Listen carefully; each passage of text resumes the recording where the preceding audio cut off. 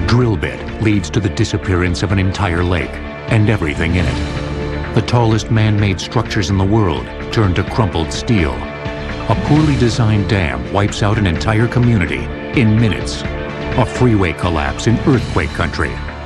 And the worst oil spill in U.S. history. Now, engineering disasters on modern marvels.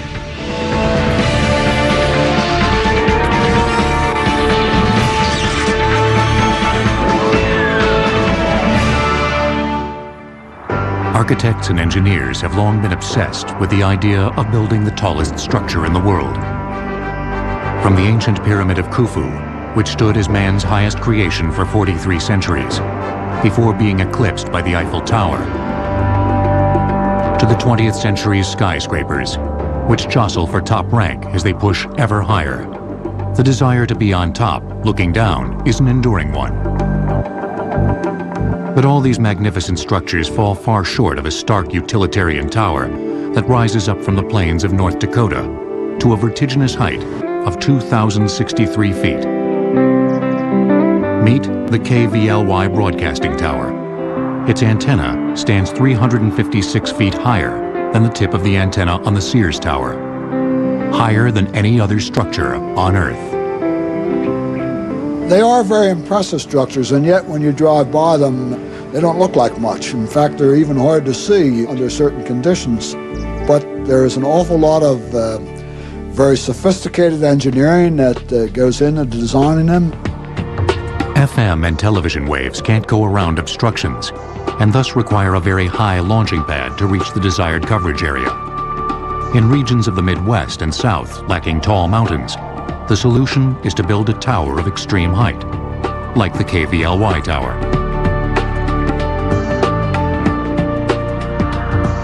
The most characteristic design feature of broadcast towers is this steel lattice framework, which is bolted together in 20 to 40-foot sections, all the way to the top.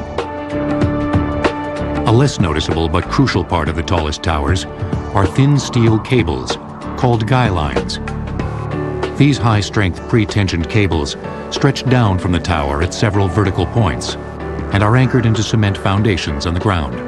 Basically, a guy cable is a tension element. The only force that it sees is tension. It can't take any other force. The guy cables are not carrying any gravity loads or any weight. They're only resisting the tendency for the wind to push the tower over. Since they anchor the tower to the ground, guy lines prevent antenna towers from being considered the highest freestanding structures in the world.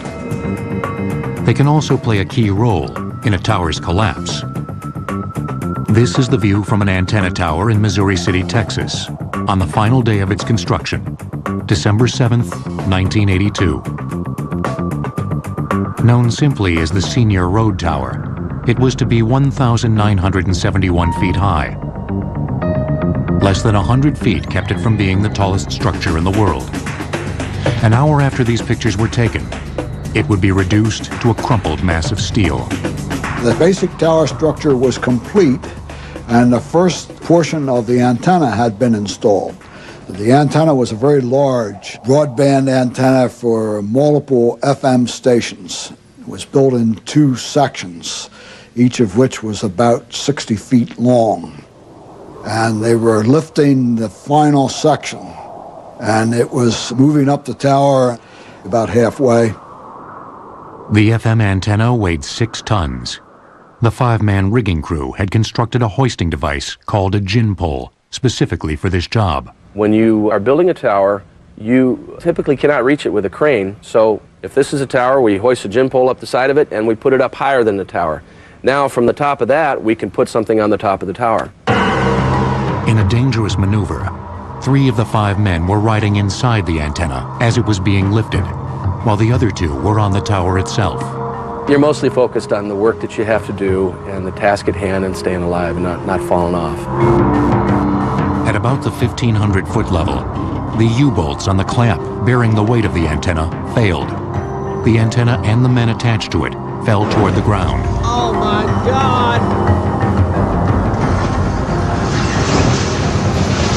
At 1,000 feet, the antenna sliced one of the 27 guy lines that held up the tower.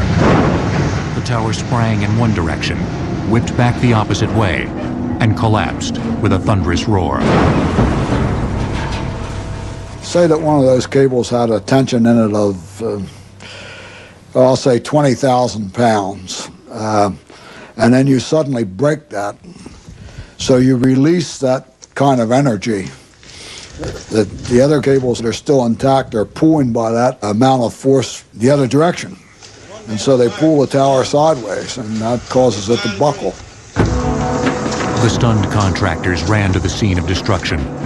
All 5 men were dead. Is anybody in this stuff?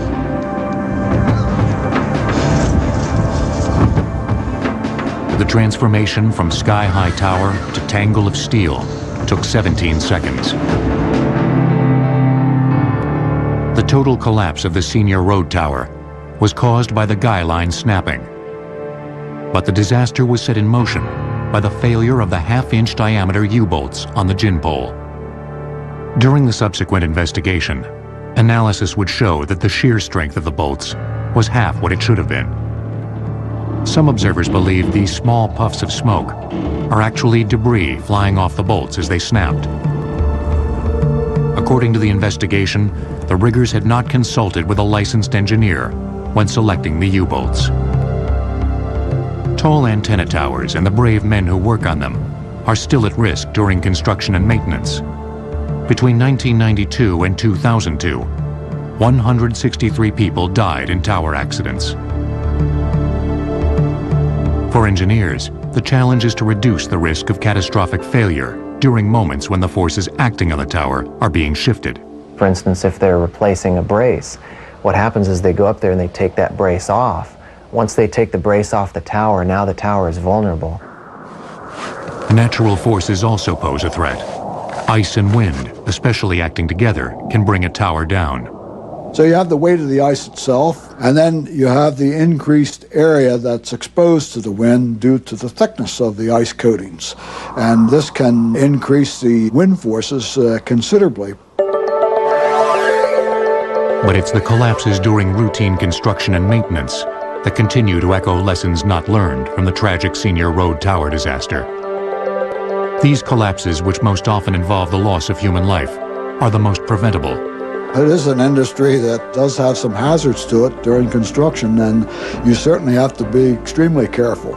And there's been a big increase in the attention being paid to the safety issues during construction. Which is good, because humanity's hunger for instant information, communication, and entertainment is only increasing. Communications off of towers and mountaintops and broadcast sites is the backbone of our entire society. With all of our communications, police, fire, ambulance, television, radio, two-way radio communications, all sorts of communications are being handled by these tower sites that you don't even realize. Another vital resource moves all around us 24 hours a day. Oil. We don't think about it until disaster strikes. If a baseball were dropped from the KVLY tower in North Dakota at the beginning of this sentence, it wouldn't hit the ground until 6 seconds into the next commercial. Engineering disasters will return on Modern Marvels. We now return to engineering disasters on Modern Marvels.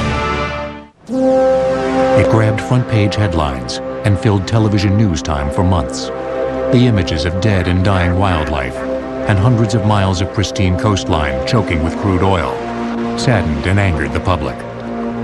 Another image was burned into the public's consciousness as the media focused on an allegedly drunken captain who had steered his boat into a reef. But there's a lot more to the story.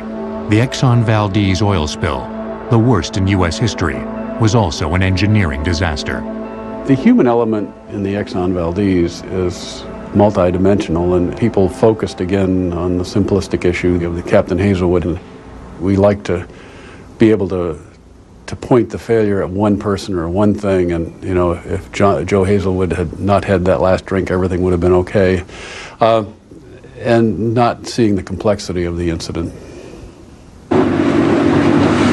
We're approaching the Exxon Valdez. She's hard aground. She got the starboard slop tag, starboard wing tank, and possibly 5 center are impacted. grounding of the tanker Exxon Valdez on Bligh Reef occurred at 4 minutes after midnight on March 24, 1989. A clear night with calm seas. You can see a black oil line right here. The vessel has lost 105,000 barrels of oil so far. The massive tanker, nearly as long as the Chrysler Building is tall, was carrying 53 million gallons of North Slope Alaskan crude. Oil from the North Slope makes an 800-mile journey through the Trans-Alaska Pipeline to the port of Valdez, where it's pumped into tankers. The North Slope oil and the pipeline to Valdez and the sea leg from Valdez to the west coast of the U.S. was a highly political decision when it was created. You may remember that the bill to create the pipeline was passed on a tie vote. The immediate cause of the accident was fairly simple. Captain Joseph Hazelwood had ordered the ship to leave the outbound shipping lane and head inward to avoid icebergs, a fairly common move in Prince William Sound. Hazelwood then left the third mate, who had steered supertankers through the Sound 25 times previously, in command of the ship. To re-enter the shipping lanes before running into Bligh Reef, the Exxon Valdez would have to make a hard right turn. This is not a sports car you're driving. This is a 200,000 deadweight ton tanker. And when you give a rudder command or an engine command, it doesn't instantly change. The third mate had a relatively inexperienced seaman assisting him with the turn. The 987-foot tanker failed to make the turn in time. Traveling at 12 knots, the ship slammed into the rocky bottom of Bligh Reef and ran full aground. 8 of its 11 cargo tanks were torn open. Oil gushed freely into the sea. 11 million gallons would enter the water. In his call to the Coast Guard, Hazelwood made one of the great understatements of all time. We should be on your radar there. We fetched up hard ground north of Goose Island off Bligh Reef. And evidently, we're getting some oil. Human error had played its part, but the ensuing disaster would reveal a fatally linked chain of engineering as well as human failure. The most immediate failure was with the ship itself. When the Exxon Valdez happened in 1989, when that ran aground, the whole issue of these monster ships that carry these massive amounts of oil, the issue of the ship having only a single hull came to light. The Exxon Valdez was only 2 years old, yet only 3/4 of an inch of steel was all that stood between millions of gallons of oil and one of the most environmentally sensitive areas of the United States. The long-awaited catastrophe of the single-hulled supertanker had arrived. When the controversial Trans-Alaska Pipeline began operations in 1977, it came with promises that all tankers would be outfitted with double hulls. Think of a U for a cross-section of a supertanker. Then think of a smaller U inside with a 10-foot difference in between. So it's basically a hull inside a hull. That's why they call it a double hull. And so if there is an impact, the energy of that impact hopefully is taken up by penetrating the first hull, but not the second one. The double hull was a promise not kept or enforced. In 1989, nearly all of the tankers leaving the port of Valdez had a single hull. But the ship itself was only part of a complex oil transport system that had broken down. A systems failure. There were assurances given by the oil companies that it would be operated in a fail-safe mode. And sometime between 1977 and 1989, the operations of the system had degraded to a point where a very severe accident could occur. When you get to a system where one mistake means that you lost the whole thing, then you really haven't designed the system very well. A key part of the system's failure was inadequate radar.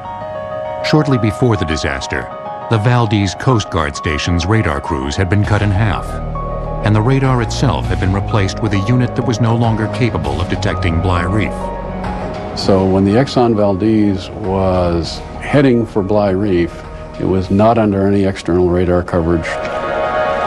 Reductions in the tanker's crew size, nearly 50%, further increased the chance of disaster. The final weak link in the chain was the spill response. If The strategy was, if you have a major oil spill, to contain it near the ship to minimize damage and then remove it from the containment.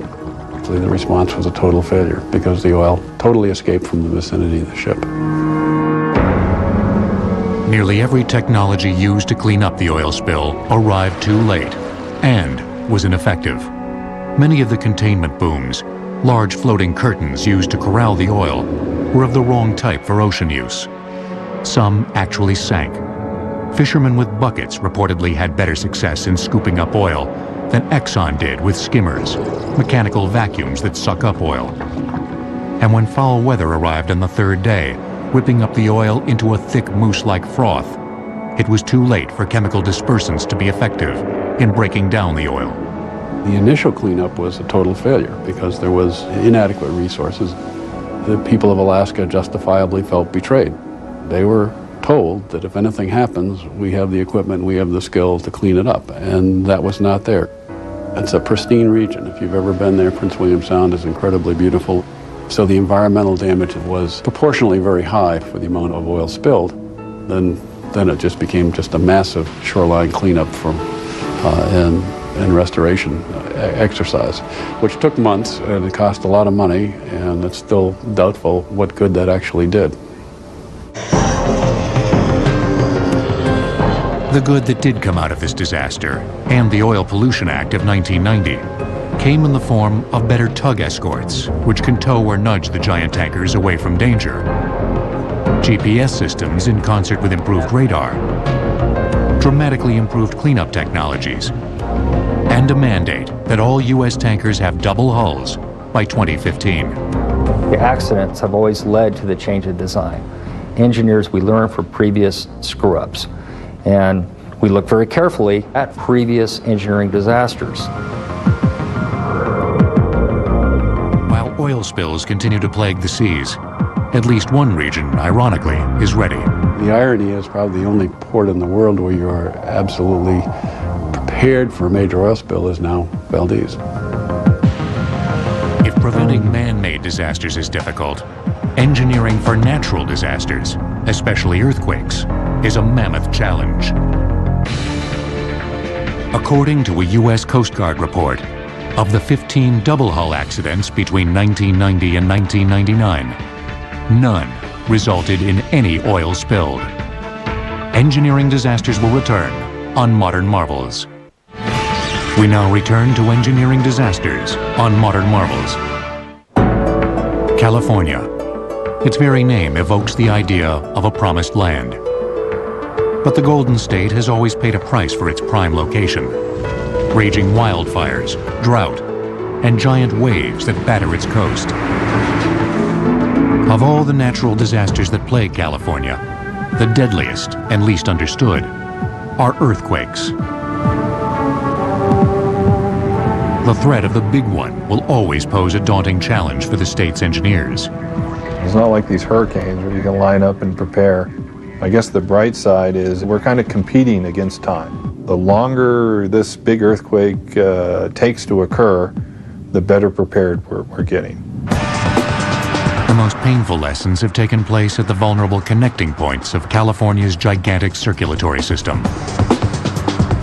Freeway bridges. One particularly tragic incident sent shockwaves through the engineering community. The collapse of the Cypress Viaduct structure in Oakland during the 7.1 Loma Prieta earthquake on October 17, 1989. The quake lasted 12 seconds, and although the epicenter was 50 miles to the south, the worst structural failure and greatest loss of life would occur here when a 1.25 mile upper deck section of the 880 freeway pancaked onto the lower deck. 42 people died, crushed in their cars. The detached, unstable structure made rescue efforts difficult and dangerous. It was a progressive collapse. A failure occurs in some localized area, and because of that failure, the loads then are exceptionally high as they're transmitted to other parts of the structure. The immediate cause of the disaster was the failure of certain support columns. The intense horizontal movement of the earthquake caused the columns to shear outward, leaving the upper roadway no place to go but straight down. The top part of the roadway had relatively small columns, and there were deficiencies right where the columns from the upper level sat on, or essentially met the roadway at the top of the first level. The column failure demonstrated an especially cruel quirk of earthquake behavior. Most structures are designed to resist vertical loads. When you have the earthquake, you're applying lateral loads. And so for a good earthquake design, you must not only design the structure to take its weight, but you must design the structure to take these lateral loads that would tend to push it over. When the Cypress Viaduct was completed in 1957, it was the state's first double-decked freeway bridge. Engineers thought they had built in sufficient redundancy by designing it with 2 sets of columns instead of 1. But they didn't count on the dramatic increase of destructive force caused by the ground itself, a phenomenon known as soft soil amplification. The Cypress structure is located fairly close to the San Francisco Bay, and the soils underneath it tend to be soft soils. They call it bay mud.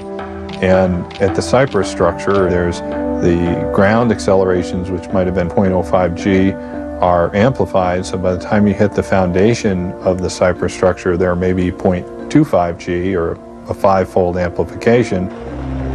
G measures the rate of ground acceleration as a percentage of the Earth's gravity. The Cypress was built to withstand only 0.06 G. This flaw stems from the fact that the Cypress, like many of California's freeway bridges, was built during a 30-year lull of major earthquake activity. There simply hadn't been enough big quakes to learn from. Fast forward to 1994. The California Department of Transportation, or Caltrans, began building a new, meticulously engineered Cypress Viaduct in the shadow of its former self. But just as work was beginning in Oakland, the 6.6 Northridge earthquake struck, 400 miles to the south in Los Angeles, where 8 freeway bridges collapsed, some shearing in half, others simply falling down. Only the earthquake's timing, it struck at 4:30 a.m., kept freeway fatalities low. The Northridge quake brought into sharp relief the urgency of fixing California's freeways. Back in Oakland, Caltrans engineers and contractors, once again armed with hard-won knowledge, continued their work. The new Cypress structure would be an engineering achievement. It would be marked by advanced use of a fairly new concept in freeway design: flexibility, or ductility. One of the essential features of ductility is that if you exceed the strength of the structure, it doesn't fail. It can deform, but it doesn't collapse. And this is the concept which is now being put into the design of modern freeway structures. The bend but don't break concept was realized dramatically in heavily reinforced cast and steel shell, concrete piles, sunk as deep as 90 feet into the bay mud, and in vastly improved connections where the columns joined the roadway. The new Cypress Viaduct has been designed to withstand 1.8 G of peak horizontal force, or 30 times greater than its original strength. It's a model for the future of California's 12,000 miles of freeway, and the type of extreme engineering needed for those who live in the seismic hot zone. There are many things that have been done to improve the safety of bridges for earthquakes. And by and large, through a learning process, the bridges are a lot safer in California now than probably anywhere else in the world. That doesn't mean we still don't have more to do. But in the heart of America's coal mining country, a blatant failure of engineering would be necessary to spark reform. During the 1995 Kobe, Japan quake, a 1/3 mile section of expressway collapsed, killing 16 people. Like the Cypress structure, its failure was caused partly by the soft soil on which it was built. Engineering disasters will return. We now return to engineering disasters on Modern Marvels.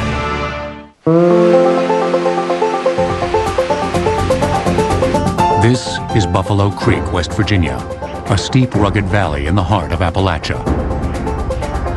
The surrounding region of Logan County became known as the birthplace of the Hatfield-McCoy feud, and later as one of the most prolific producers of coal in the United States. But since February 26, 1972, it's better known as a place torn apart by a dreadful engineering disaster. One that killed 125 people and forever altered a community. The roots of the disaster are deeply embedded in the history of coal mining. Getting coal out of the ground has always been a labor-intensive activity and a dangerous one.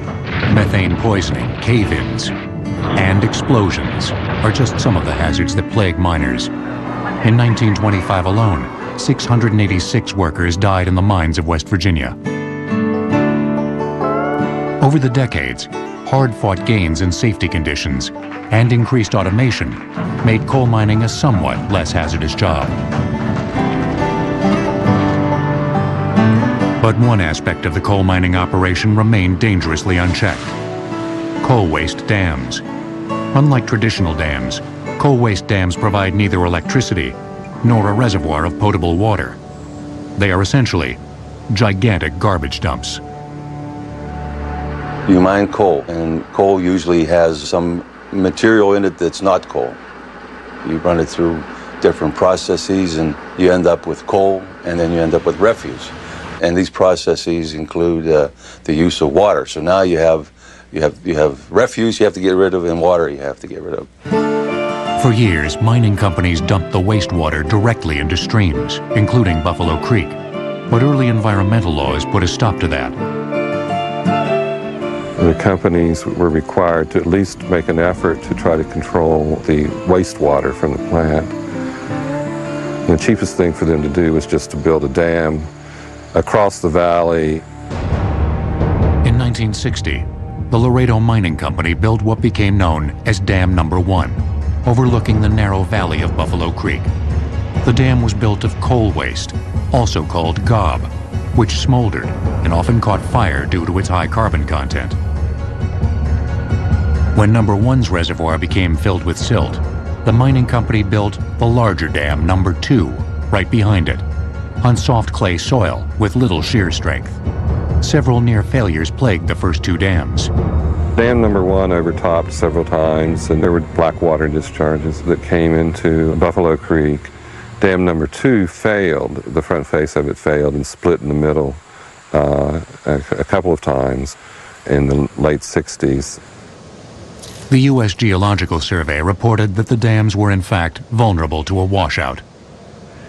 And there was evidence of foundation failure piping in both structures, and particularly in Dam Number 2.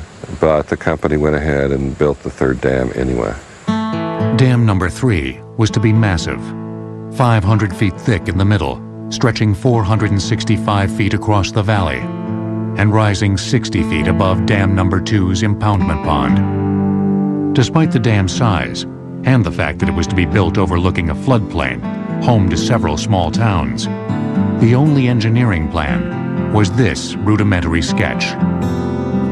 At the time, engineering requirements for coal dams and federal enforcement were sorely lacking. There was just one provision that said any refuse embankments and impoundments should be substantially constructed. That was it, one paragraph. The mining company's bulldozers began forming the giant face of Dam Number 3 in 1968. The coarse refuse material was not compacted. It was dumped by large trucks and then pushed into the center of the valley, out on top of the slurry that had been discharged by the previous dams. There's no way one could get compaction with that thick a layer of material being pushed forward. So there was no strength whatsoever in the material. In addition, the dam was built without proper spillways to alleviate the reservoir when it reached capacity. Such basic engineering deficiencies made a catastrophe virtually inevitable. The front face of the dam failed, I believe, in both 1969 and again in 1971. So there had been two failures of the front face of Dam Number 3 prior to February 26, 1972. Anybody with engineering knowledge knew that there were some serious problems with Dam Number 3 and its long-term stability. Despite such evidence, the Pittston Company, the dam's final owners, did not make the needed structural changes.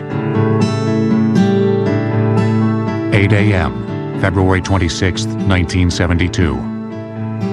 4 years of runoff from the mine and seasonal rains had swollen the dam's reservoir to 132 million gallons.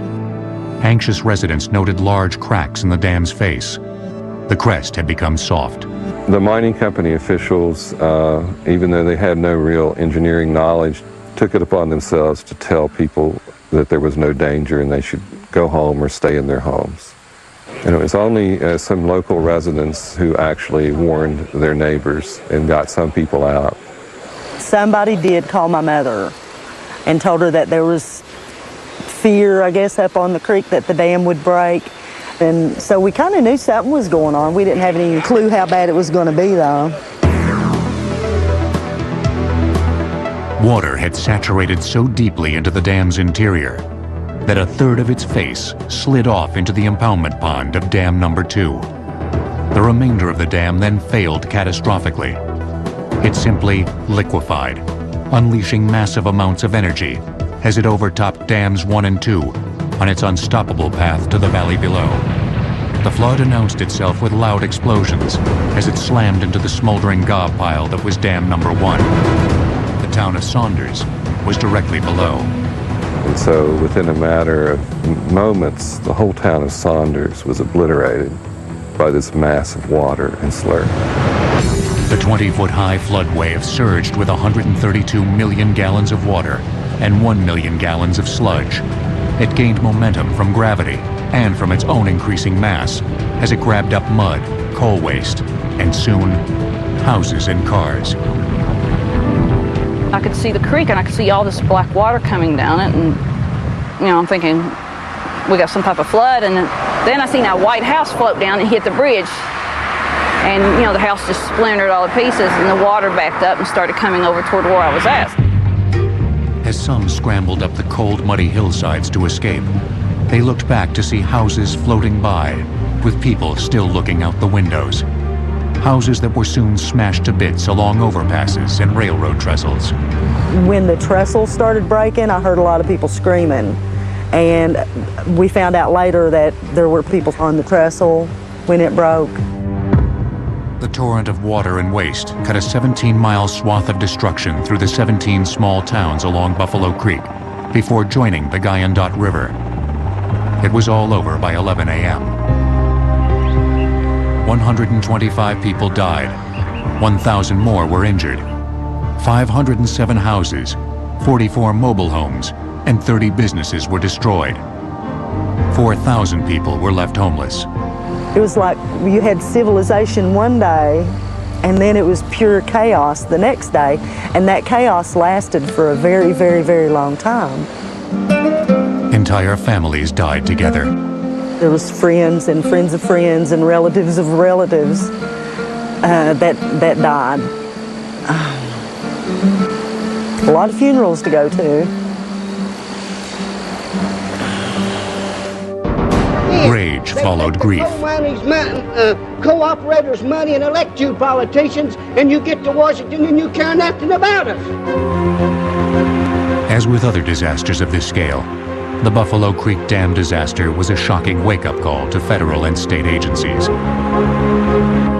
The Army Corps of Engineers and the Mine Safety and Health Administration, or MSHA, launched a comprehensive inspection of coal waste dams across the nation. We felt that we needed to have an engineering analysis of what was available and be able to tell the mining community, if you're going to build these things, here's what you got to do. Out of the horror of Buffalo Creek came a remarkable era of dam improvement, where before almost no regulations existed. MSHA and other agencies wrote detailed engineering specifications. They demonstrated how proper engineering, combined with vigilant public scrutiny, can prevent a tragedy like Buffalo Creek from happening again. Other disasters defy prediction and belief. Next, a spectacular chain of catastrophe is unleashed in Louisiana. There are over 650 coal waste dams in the United States today. At least 232 are in West Virginia, more than in any other state. Engineering disasters will return on Modern Marvels. We now return to engineering disasters on Modern Marvels. The southern coast of Louisiana, where the water flows everywhere.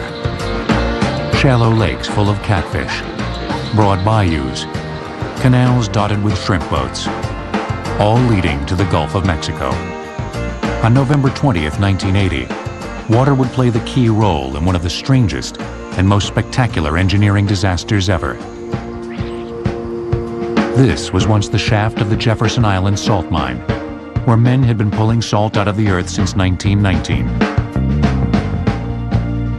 Louisiana's salt lies in gigantic underground domes, some larger than Mount Everest, which are pushed upward by the force of the heavier rock that surrounds them. Part of the Jefferson Island mine is located directly under Lake Peigneur.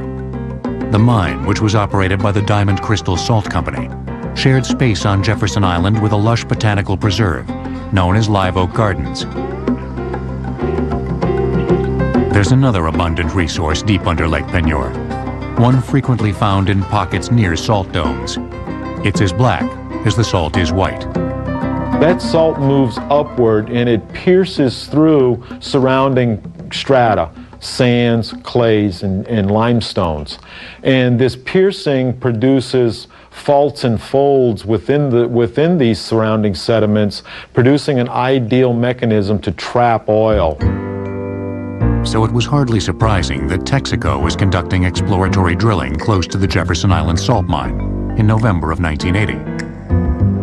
On November 20th, the two delicate underground and underwater operations, drilling oil and mining salt, collided in spectacular fashion. Well, it was a typical day in November the 20th, 1980. A nice, cool, crisp day, clear skies. People were fishing out on the lake, as they usually do. The mine was in full operation. But in the pre-dawn hours, the oil drilling crew on Lake Peigneur had run into a problem. At 500 or 600 feet, they hit salt. And they were not supposed to hit salt for another couple of 100 feet. The drill bit became stuck. The crew heard strange popping sounds. The oil rig tilted badly to one side. And at that point in time, the drillers recognized that they had a fairly serious problem on their hands. What they didn't realize is the 14-inch drill bit had punctured the roof of the salt mine at the 1,300-foot level, creating a funnel for Lake Peigneur to drain into. It was apparently the result of a simple miscalculation. It seems that there was an engineering error in the location of the Texaco well. They used a form of triangulation for determining the location, and one of the points they used for triangulating was in error. And consequently, it rotated the location of the borehole about 400 feet closer to the main mine than it should have been. 90 minutes after the drill became stuck, the drilling crew, who had wisely abandoned the tilting rig, watched in amazement from the shore as their 150-foot derrick disappeared into a lake that was less than 10 feet deep. Meanwhile, 1,300 feet below the surface of Lake Peigneur, Diamond Crystal miners, who had not been alerted to a problem, looked up to see something you should never see in a salt mine. Water. Water flowing through salt tends to dissolve the salt. As you increase the volume of water, you increase the volume of salt that can be dissolved. Soon it was clear. Lake Peigneur was draining through the hole bored by the drill bit and into the salt mine. As the 2.5 billion gallons of Lake Peigneur surged into the mine with 10 times the pressure of a fire hydrant, a mighty whirlpool was forming on the surface. Remarkably, thanks to well-rehearsed evacuation drills and the heroics of several miners, all 55 people in the mine managed to get out. But back on the surface, the chaos was just beginning. The whirlpool is basically a vortex of water and mud that is flowing down into a fairly confined space. And that whirlpool is basically flowing downwards under the force of gravity, pulling sediment and other materials down with it. The whirlpool's sucking force pulled heavy-duty barges toward it as their crews leapt for safety. Men watched with jaws agape as 11 barges and a tugboat disappeared into the vortex. Those are 4 fully loaded flatbed trucks spinning helplessly in the whirlpool. Enter Leonce Viator Jr., who had simply wanted to catch some fish that day. I was crazy enough to be on the lake November the 20th, 1980. So I asked my nephew to come with me on the boat, and we're going to go catch some catfish. We went. We're going to go and try our luck. But as luck would have it that day, Viator soon found himself and his 14-foot boat being yanked toward the whirlpool and certain death. When we got further down on the lake, I spotted something, an eye in the ground. To me, it measured 100 feet in diameter. And there was a lot of barges all glued to it. I didn't know what was happening. When a barge that was blocking the way was sucked into the hole, it gave Viator a narrow path to skirt the maelstrom. He gunned the motor and reached the shore with seconds to spare. Viator then tied his boat to a tree. When I looked like this, I seen my boat that I had tied to the tree, and there it was going into the whirlpool. So that's the last thing I've seen, my boat tied up to the tree going into the hole.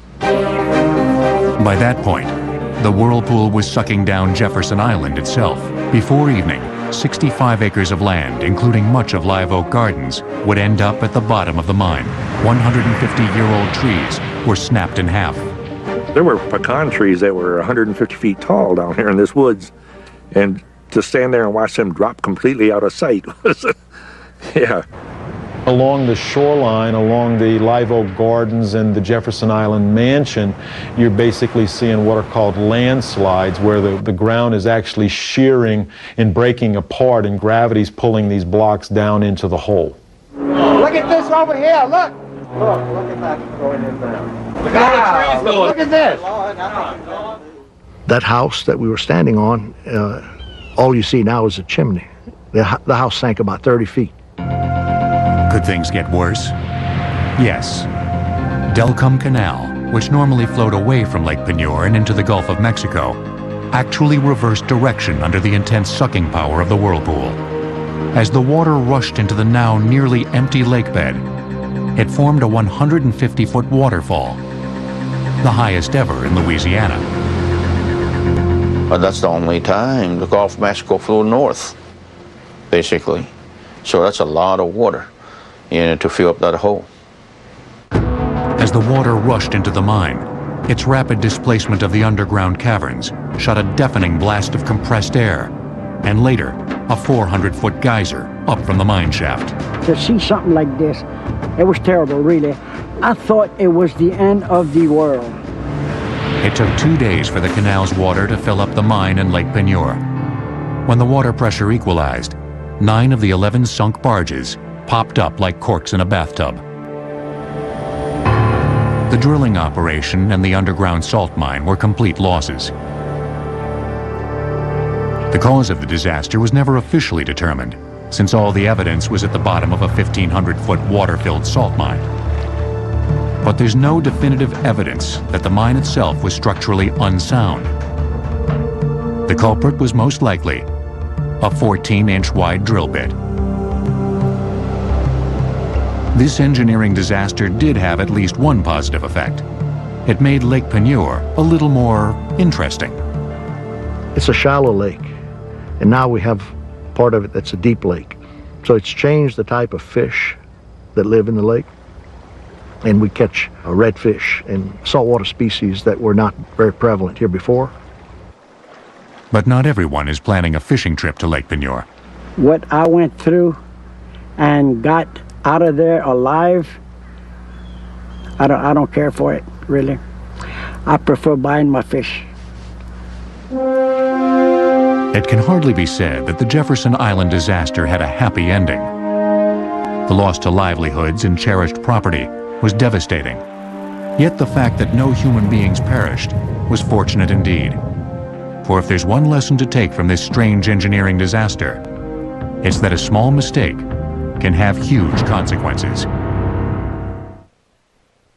Think the first Superdome was opened in 1965? You're about 2,000 years off. Think the first gated communities were built in the 1980s? Think again. The Romans, they not only conquered the ancient world, they conquered the future. Rome, engineering an empire. Tonight at